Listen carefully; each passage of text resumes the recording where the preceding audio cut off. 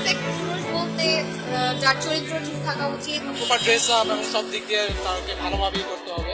Perfect পুরুষ বলতে আমি বুঝি পার্সোনালিটিকে অবভিয়াসলি। ভালো কাজ খারাপ কাজ এগুলোর পার্থক্য এখন কেউ বুঝে না, এটা বোঝা উচিত। এমন কিছু করা উচিত যেটা দেখে তাকে অন্য কেউ ফলো করে। শুধু যে তার পার্সোনালিটি সুন্দর হইতে হবে, তার লুক ভালো হইতে হবে, এই জিনিসগুলো অ্যাকচুয়ালি না।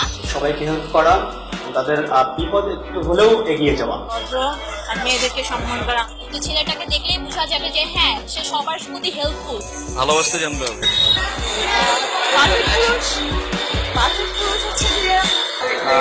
ফ্যামিলির প্রতি দায়িত্ববান।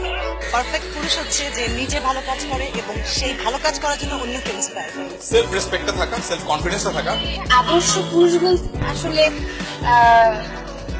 এবং অন্যের প্রতি রেসপেক্ট দেখানো। বিশেষ করে অন্য যে জেন্ডারটা আছে আমাদের, মানে বিপরীত লিঙ্গ যেটাকে বলে, তাদের প্রতি যদি প্রপার রেসপেক্টটা দেখানো যায়, সেটা হচ্ছে পুরুষ।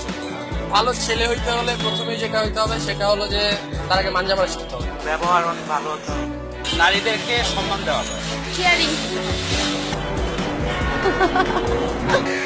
নরম সরমই হওয়া উচিত, বিনম্র হওয়া উচিত। অবভিয়াসলি ডমিনেট হওয়া উচিত না, কোনো কিছুতে ডমিনেট হওয়া করা উচিত না।